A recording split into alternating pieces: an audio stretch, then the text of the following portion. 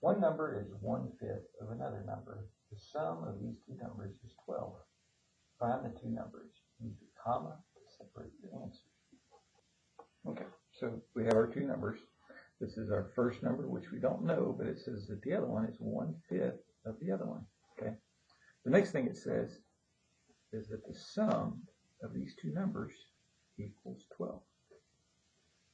So the first thing you can do is get rid of this denominator, okay, which makes us multiply everything in this equation by 5.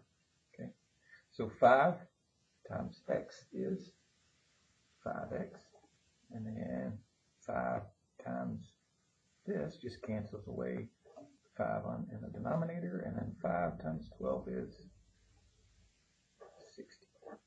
Okay, we can combine these two x's. That gives us 6x equals 60. And so then we can divide both of these by 6 and find that x equals 10. So that's going to be what our first one is. And so if we plug in this, we're actually just dividing by 5, which 10 divided by 5 is 2.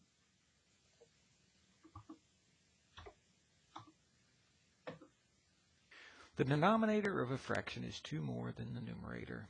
If both the numerator and the denominator are increased by 6, the simplified result is 6/7. Find the original fraction. Okay, so this is what we're looking at. So we said the denominator is 2 more than the numerator. It says both the numerator and the denominator are increased by 6, and that simplified result is 6/7. But this is the original fraction. So this is what we want to observe at the end of our thing after we solve what n is. Okay, so we're going to go ahead and just make this a complete fraction. So we can combine the 2 and the 6. So this becomes n plus 6 over n plus 8. And this is 6/7. So what we like to call this, if there's a fraction equal to another fraction, we call this a proportion.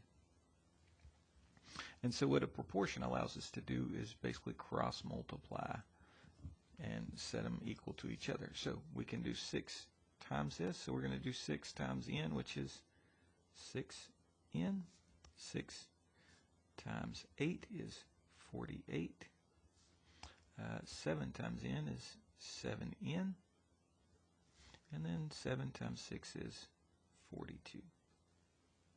Okay, so I can minus my 6n here, minus my 6n here. That causes it to cancel on that side. We're going to subtract the 42 here and subtract 42 here. So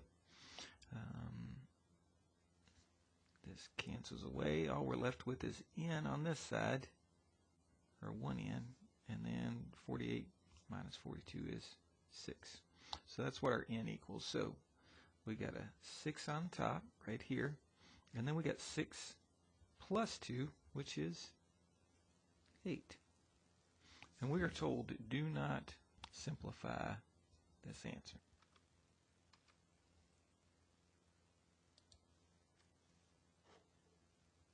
All right, if 20 is added to a certain number and the sum is divided by 5, the result is 1 more than 1/2 of the original number. Find the original number. We have 20 being added to a number, and then that sum is divided by 5, and then it says that is equal to 1 more than 1/2 of the original number is what it said. Okay, so I like to get rid of these fractions right away, and so that makes me want to multiply everything times our common denominator, which is 10. And so if I'm multiplying this times 10, and this times 10, and that one times 10, this reduces, right? We can divide these both by 5. This becomes a 2, right? That one cancels away, actually just becomes a 1. So 2 times x is 2x. 2 times 20 is 40. This one, we can reduce both these by 2 or divide them both by 2. This becomes a 5. 5 times 1, 1x, right? That is 5x. And then 10 times 1 is 10. Okay, let's continue on. So we're going to minus 2x. Minus 2x. That cancels away over here. We're going to minus 10 here. And minus 10 here. Cancels away on there. So this becomes 30 is equal to 3x. We can divide both these by 3. And x is equal to 10. So that's our original number. If Tom has $803 left after spending 1/3 of his monthly salary for rent and 1/7 of his monthly salary for his utility bill, what is his monthly salary? Okay, we start this problem with what we're trying to figure out, which is Tom's monthly salary. So this is his starting amount. And so what we do when we spend money with after we get our paycheck, right? This is what happens. We start to minus, and this is 1/3 of his monthly salary. So that's what he paid for his rent. And then he had part of his utility. Anytime it uses the word of, it means that it's getting multiplied by something. So that's why we have x still next to it. It says 1/3 of his monthly salary, 1/7 of his monthly salary. Okay, so let's figure this thing out. So our first step, we got fractions, right? And our common denominator is 21. So we're going to multiply everything times 21. So first we do 21 times x, which is 21x. And then this 3 makes this reduce to a 7. So then we do 7 times negative 1x, which is negative 7x. This causes this to reduce to a 3, right? And so then we do 3 times negative 1x, which is minus 3x. And then we got to do 21 times 803, which is 16,863. And so then we minus this. 21 minus 7 is 14. And then minus 3 is 11. So we get 11x is equal to this 16,863. And so then we divide both sides by 11 to cancel out that 11. So what we have left over and what we figured out Tom's monthly salary to be is $1,533.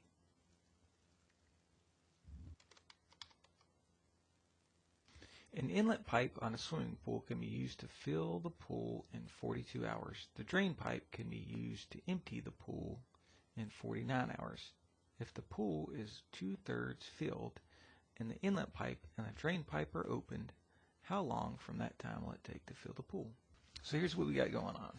We got a swimming pool that looks like a barrel, but this pipe filling it can fill it in 42 hours, and the pipe draining it can drain it in 42 hours. And also, it gives the information that this thing is actually filled up to about right here.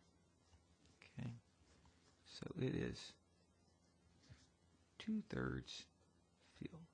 What I'm going to do first is probably a little bit different tactic than what Hawks might use, but I just want to figure out how long it would take to fill this pool entirely. And then all we're going to have to do is not fill 2/3 of it, but we're only going to have 1/3 of it left to fill. So that's what we're going to multiply our answer by once we finish this. Okay, work rates come like this. This is, if we only had 1 hour to do this work, we could fill up 1/42 of this pool. Okay, and if we're draining it, which is a negative effect, we're going to drain it at 1/49. Okay, and we want to know what these combined efforts would be. So we want to know what the work rate would be if we're filling it as we drain it. Okay, now this is our denominator. In fact, this denominator is made up of we can say a 6 and a 7, right? And this one's made up of a 7 and a 7. So they actually have a 7 in common, right? And this one has 1 here, but this one has an extra 7. So I'm going to say this needs a 7, and this one needs a 6. And now these have common denominators if I just multiply them by that. Okay?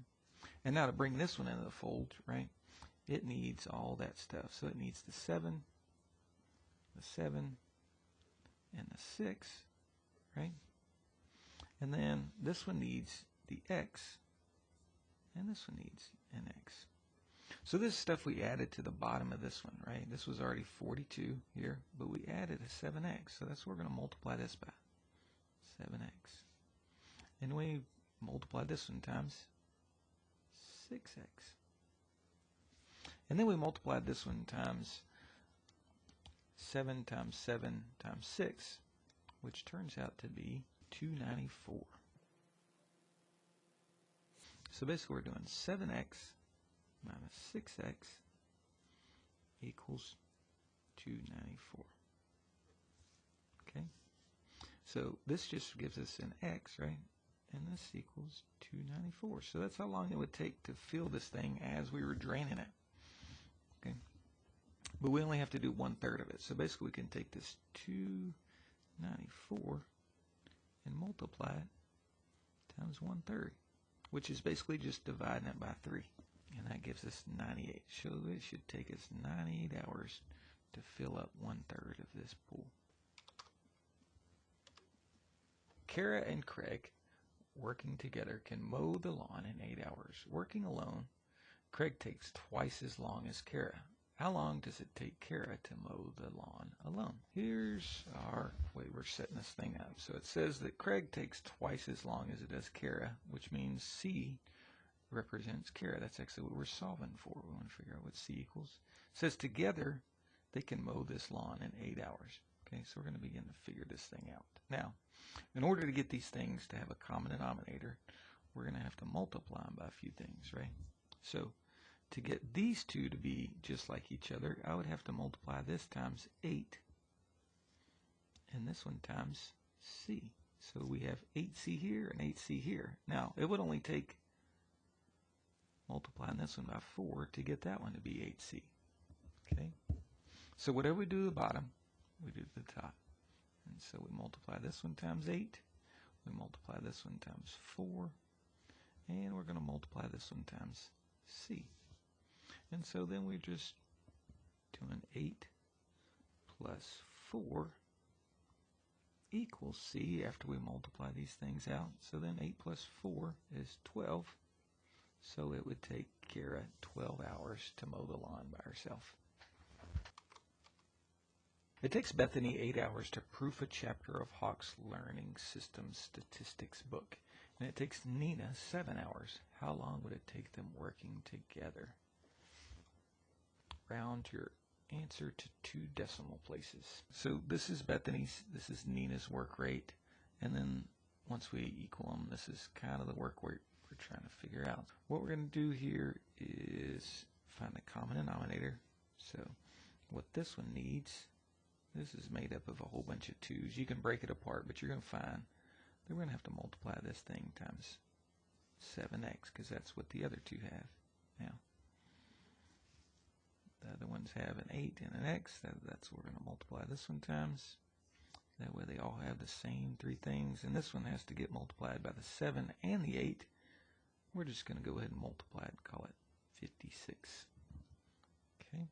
So whatever we multiply the bottom by, we're going to do to the numerator. So that gets 7x, that gets 8x, and this gets 56. Okay? So we're going to say that this is 7x plus 8x, and this equals 56. So 7x plus 8x is 15x, and it equals 56, and then we're just going to divide both sides by 15. And so if we divide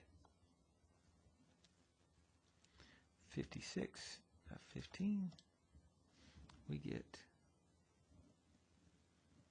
3.73. And then our next number is a 3, which we're going to cut it off right here. So this is going to be our answer because that 3 does not make it round up any further. If it was 5 or bigger, we would certainly bring that 3 up one number.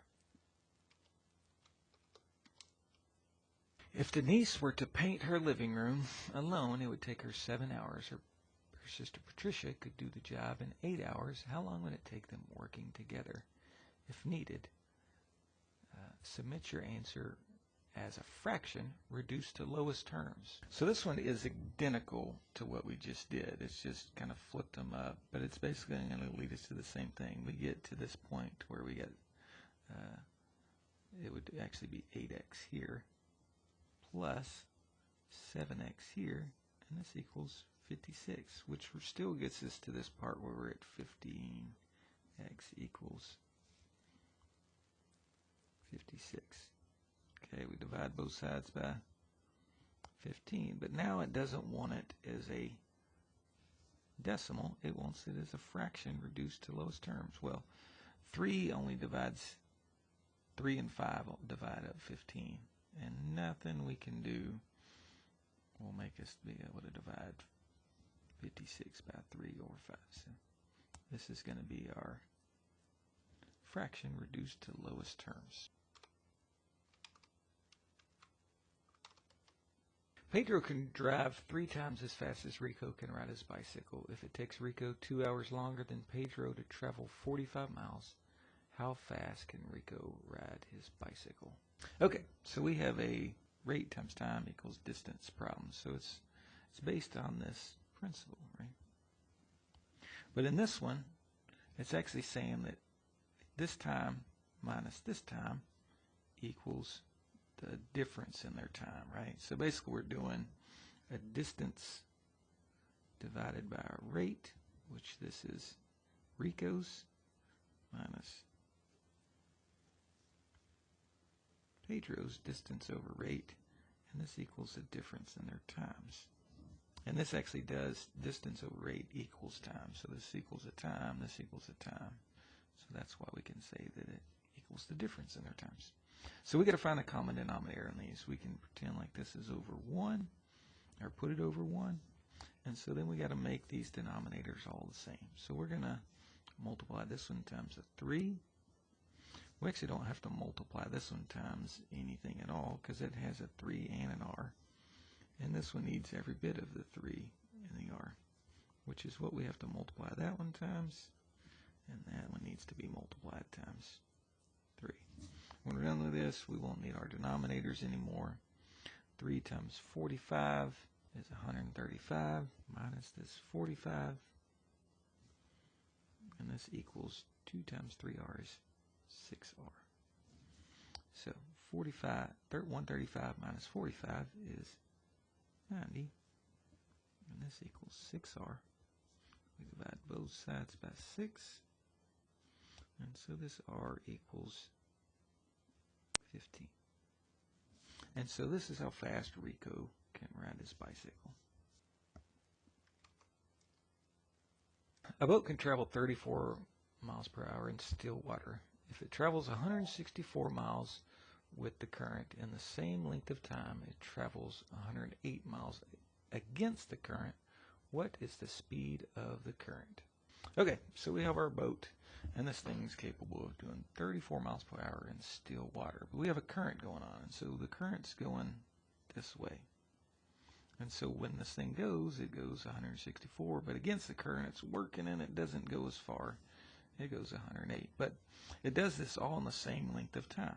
These times are equal to each other. Now, we know from the last problem that we did that distance over rate is equal to time. So basically, we can replace these times with a distance over rate, which is equal to the other distance over the rate. Okay? We don't know how fast the current is, right? But we know how fast the boat is. So what we're going to say is with the current, we're going 164 miles, okay? And our rate is 34 miles an hour, but we also have the current that's working with us. And this thing is going to be equal to the other one's time, but this is 108. And now this one's going 34 miles, but this is against the current. Okay. Now this is a proportion again, which means that we can cross multiply. So we can do 164 times 34, which is 76. And then we're going to do 164 times negative c, which is minus 164c. And this is going to be equal to the other thing we multiply. So we're going to do 108 times 34, which gives us 3672. And then 108 times c, which is 108c. So then we're going to add 164c to this side, and then subtract 3672 from both sides. This causes this to eliminate and this to eliminate. So do 5576 minus 3672, and that should give us 1904. And then we're going to add these two together, the 108 plus the 164. That gives us 272c. And then we're going to divide 272 on both sides. That leaves us with c left over. And 1904 divided by 272 is 7. So that means that this current pushing the water is 7 miles per hour. Jamie recently drove to visit her parents who live 612 miles away. On her way there, her average speed was 21 miles per hour faster than on her way home. She ran into some bad weather that Jamie spent a total of 17 hours driving. Find the two rates. We're solving for rate, which is going to be expressed in miles per hour. Alright, so this is how we're going to set this thing up. This is actually our distance over rate, which is equal to time. And then we have distance over rate, which is equal to this time. And the combination of these two times equals 17 total hours of driving. Okay, so first we look at our common denominator, and we need to find what that is. Now, these two things, we can't just say that we have r and then r plus 21. We have to say we have r, and then we have r plus 21. So we have, that's going to be our common denominator. We're multiplying everything by. Now this one already has the r plus 21, so it's like we're crossing it out one for one there. So this one's only getting multiplied times just the r. Now this one already has the r, so those cross out, and we get r plus 21 multiplied on this one. And now this one gets both of them, so this one's actually getting multiplied by both of these, which is r squared plus 21r. I'm going to go ahead and do that. That way when I multiply this, I can just multiply that into both of those. Now, 612r, 612 times r is 612r. And then 612 times r is 612r again. And then we're going to have to do 612 times 21. That is 12,852. And this equals 17r squared. And 17 times 21 is 357 r. Now, I want my r, this r squared, to stay positive, so I'm going to combine these and then subtract it over here. So when I'm subtracting it, it's going to be 1224 r that I'm subtracting. Because when I add them, it's 1224, and then we subtract it over. And then I'm going to minus this 12,852. And these will cancel away if I'm minusing this 1224 here.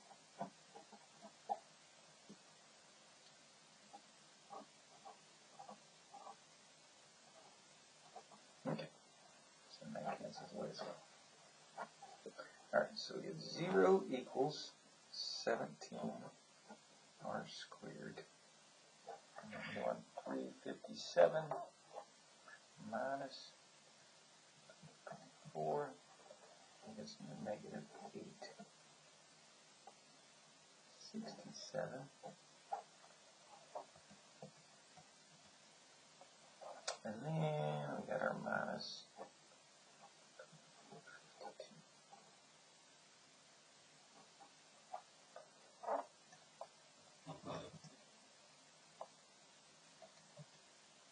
And we're in luck because we can actually divide everything by 17 to make this thing easier. So this gives us 0 equals r squared minus 51. Or we divide that, and then we divide these, we get 756.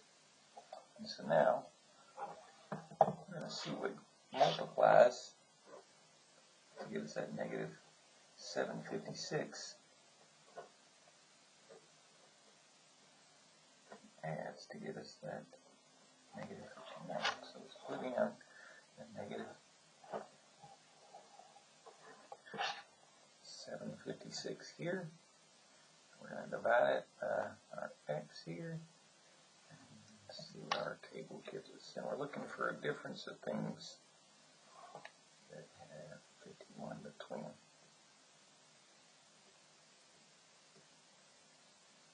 And I believe that's it, because 63 minus 12 is 51.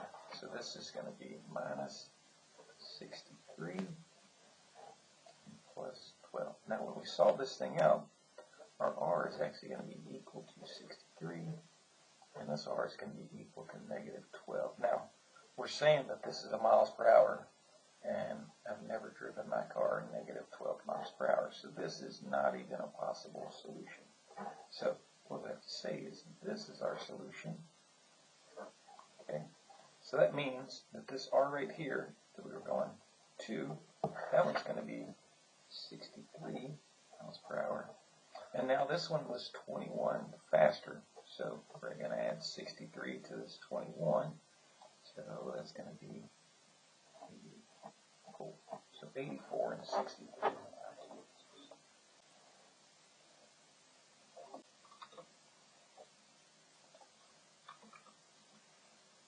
Caitlin rode her bicycle to visit her friend who lives 9 miles away. On her way there, her average speed was 8 miles per hour faster than on her way home. Caitlin spent a total of 3 hours bicycling to find the 2 rates. This is our 2 again. This is our distance over rate plus another distance over rate. Distance over rate is equal to time, so this time plus this time equals our total time. So that she was going 8 miles per hour faster on her way there. Okay, so once again, we're finding our common denominator, which is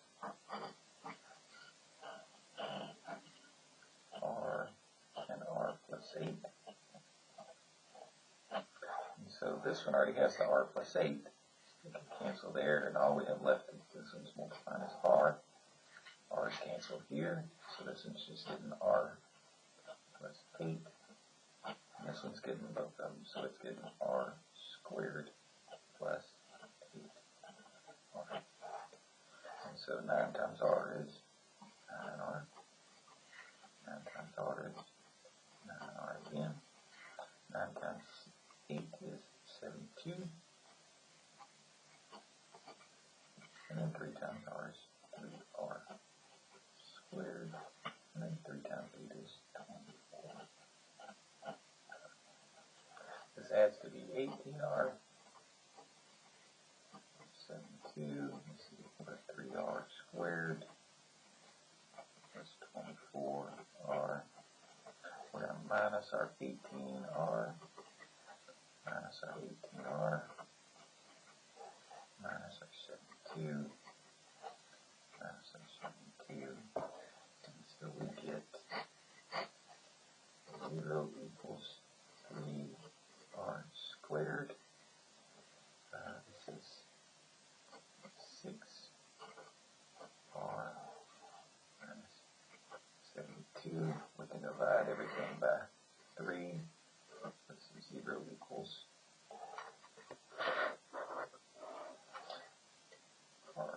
squared. That's 3r.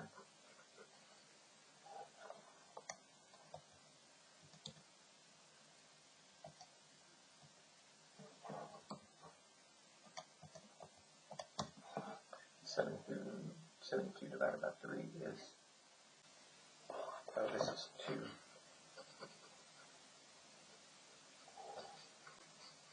So this is so this is going to be r plus r minus 4. So this r equals negative 6. And this r equals 4. So this has to be our answer. So our speed prime was 4, and our speed is 8 miles an hour more than this one. So this is going to be 12. So this is 12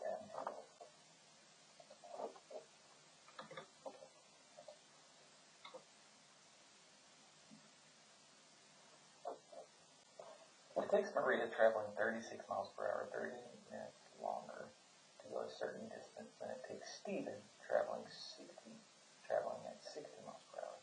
Find the distance traveled. So in this problem we're saying that the distances they travel are actually equal. That's what we're actually looking for. But in our problem, all it gives us is rate and times, which distance is equal to that rate times time. Okay?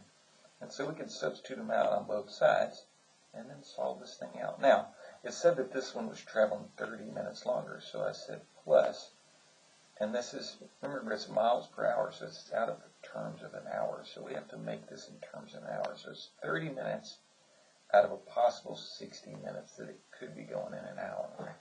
So if we reduce this fraction, it means, and this is the same as saying that it was half an hour. So you could have just wrote that if you wanted to. All right, so we're going to distribute this. So 36 times t is 36t. And then 36 times a half is 18. That's 60t. So we're going to minus 36t off of both sides. And so that cancels. We get 18 equals 24t. And then we're going to divide both sides by 24.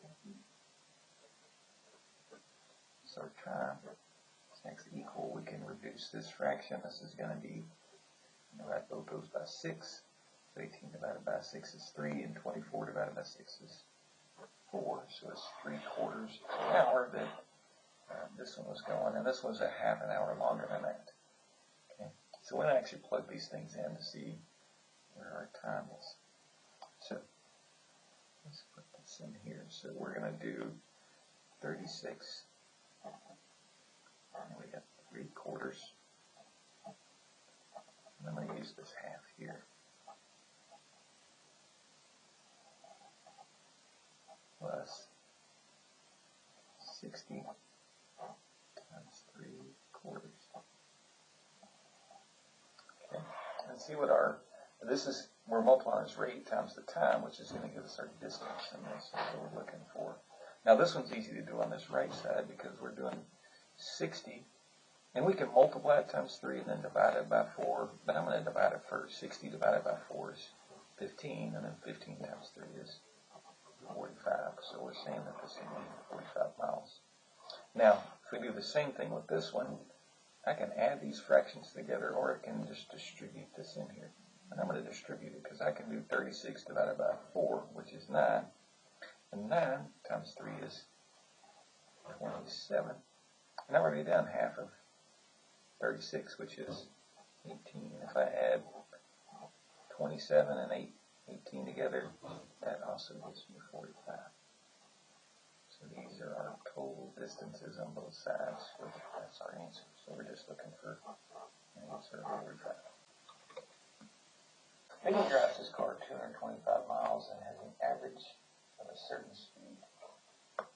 If the average speed had been 4 miles per hour more, he could have traveled 250 miles in the same length of time. What was his average speed? So this is basically just a proportion. So this is distance over rate equals another distance over rate. It says they're times, they're equal, because he's just doing the same amount of time. He's just going a little bit faster. So proportions, fraction equal to a fraction, means that we can cross multiply these things to figure them out.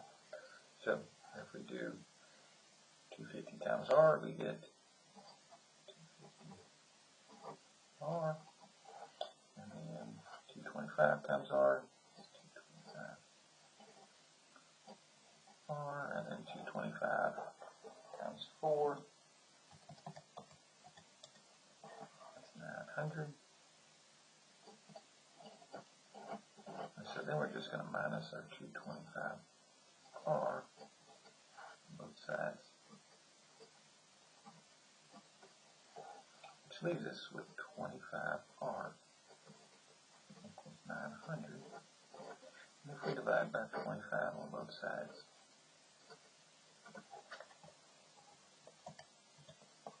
we get 36.